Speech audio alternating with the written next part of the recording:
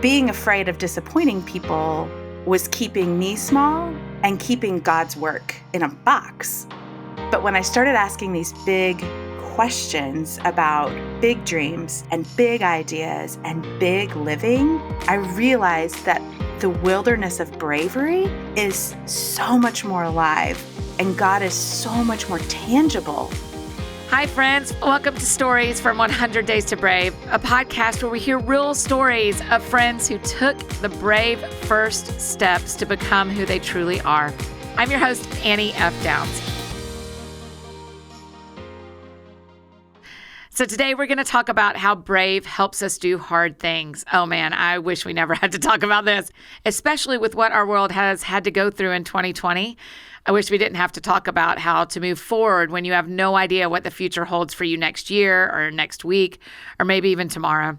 I wish we never had to talk about what happens when you have to give birth in a pandemic, or when you've lost your job and you don't know how you're going to pay the bills, or you're graduating and you have no idea how you're going to get a job when the world has shut its doors. But let me tell you something, friends, we can do hard things. That's the story our brave guest, Jenn Whitmer, tells so beautifully today.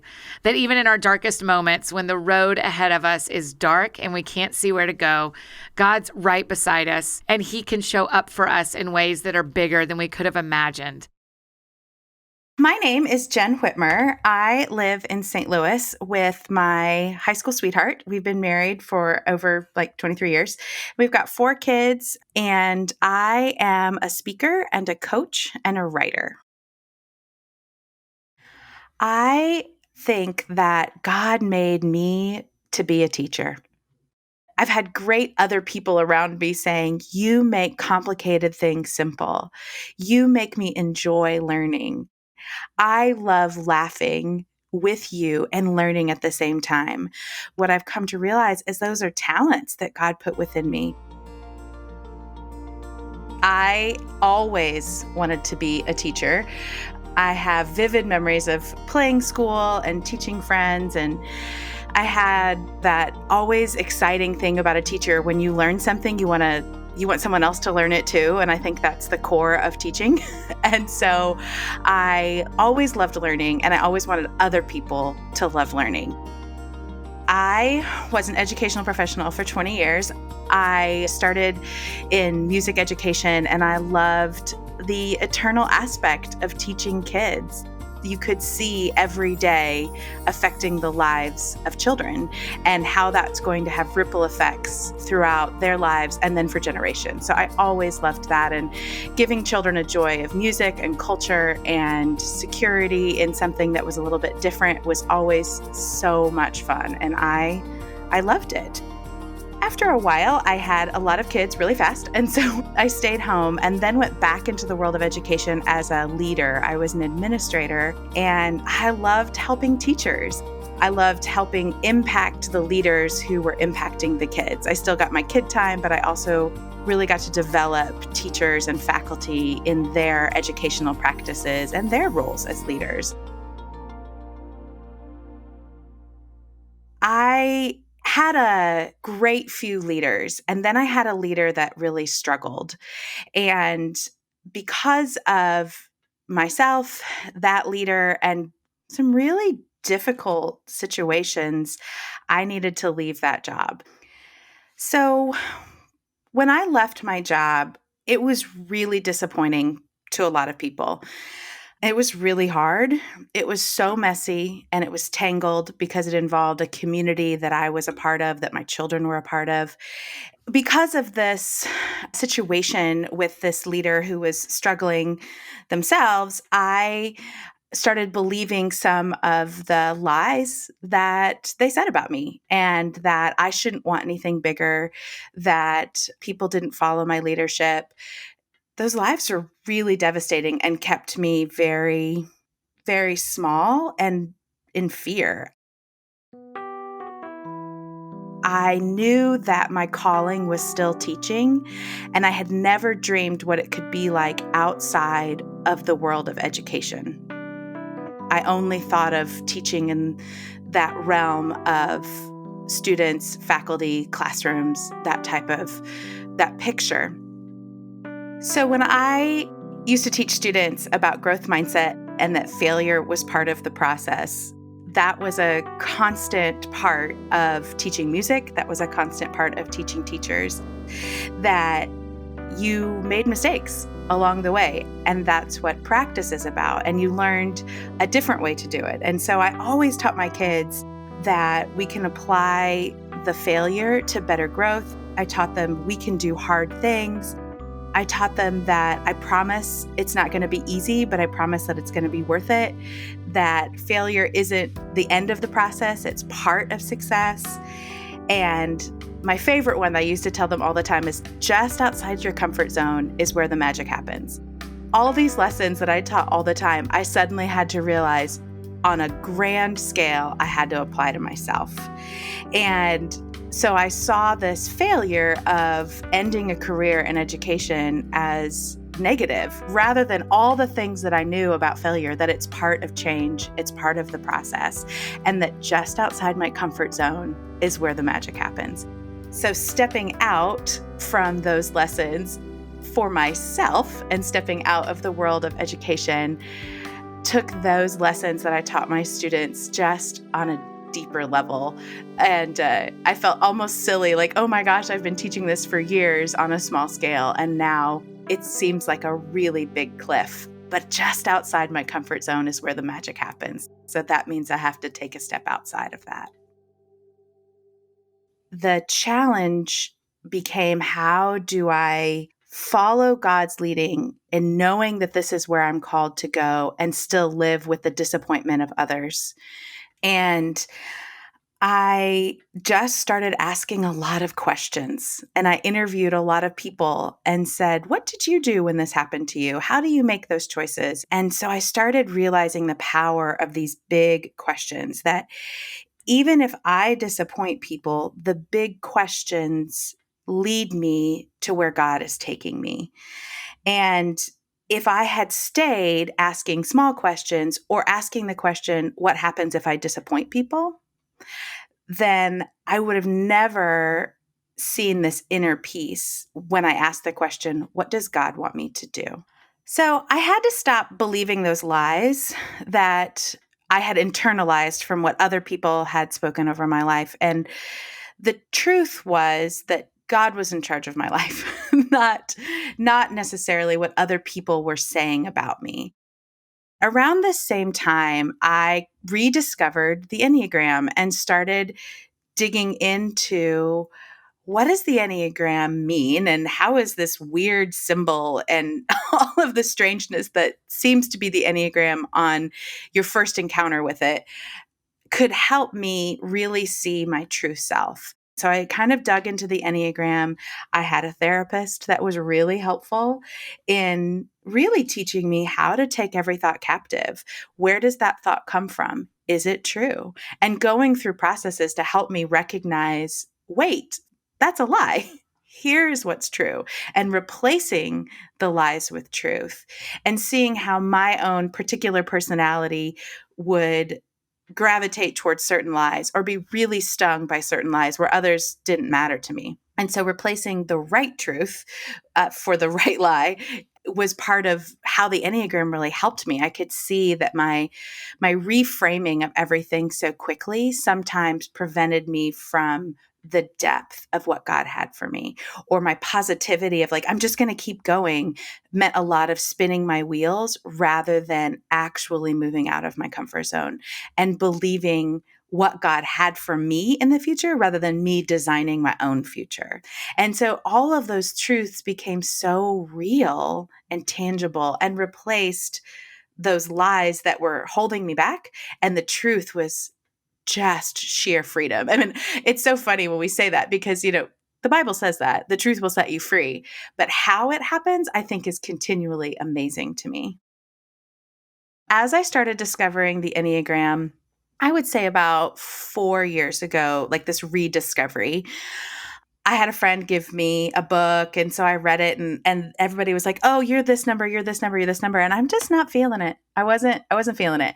And so I had a friend say, "You should listen to this podcast." So the first person who ever I listened to talking about who they were in relationship to the Enneagram was Annie F. Downs. And she was being interviewed, and I was, who is this woman and how is she inside my head? And how does she know? That's how I think and that's how I see things. And that really started me down my path of discovering my own Enneagram number, but also like, I want to know more about her. So I looked through her books and I read Remember God and also picked up 100 Days to Brave. The journey to Brave has changed my life in ways that I really could have never imagined. And I have a great imagination. I had an experience at a conference where somebody said, list all the good things about yourself. And I'd never been asked to do that before. And that was really an amazing look at, oh, here's what God's put within me. I have to use those things. I've been given this talent. I don't want to bury it in the ground. And so that's how I really started thinking about, oh, these are things that can be used outside of the world of education. There are lots of people in the world who want help with their relationships and want help communicating better and want help understanding the Enneagram better and understanding themselves so they too can flourish and improve and grow and become more brave themselves. And God put within me the skills and talents to do that. I have to use that then. That's amazing. I didn't know that this career existed. I didn't know there was a way to live out a calling of teaching outside of the church and education. I didn't know that you could be an entrepreneur in this way. That was never my dream as a little girl. I wanted to be in front of a classroom and help people discover music. I didn't think about it that way. So continuing to take the next right step and the next right step has led me to the bravery to see that, oh my goodness, there is a whole big world out there. And so my daily life looked totally different. I mean, I used to have a very predictable get up, be at school by a certain time, work with these people. Everything in education is on a clock. The lunch shift ends. The special is over, kids are coming, and there is a rhythm to it that's very specific. And now my daily life is totally different, and it's exciting and new, and it's hard. I'm not by any means saying that it's not hard. It's a challenge to learn how to manage myself, and it's a challenge to learn how to be in the right places and say no to the right things. And all of that is part of bravery. And I see it as God showing himself as even bigger than I ever imagined.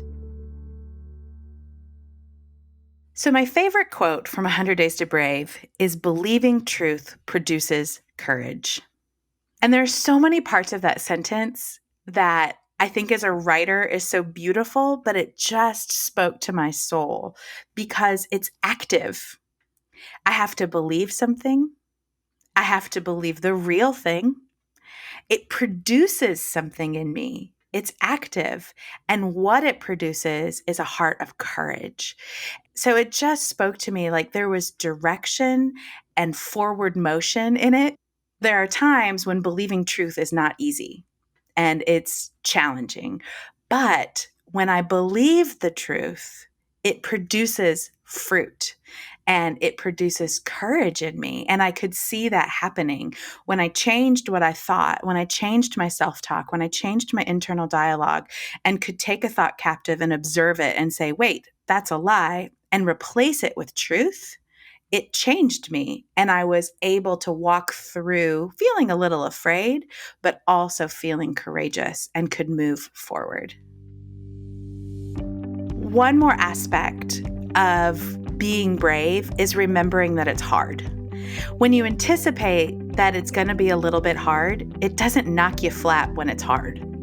And as somebody who is aggressively positive, as I was told recently, I could, in my immaturity, could think, oh my gosh, it's going to be great. And so when it was hard, it was just like devastating. So I think the word bravery means seeing a situation as clearly as possible and then moving forward with fear in my belly and joy of what's ahead.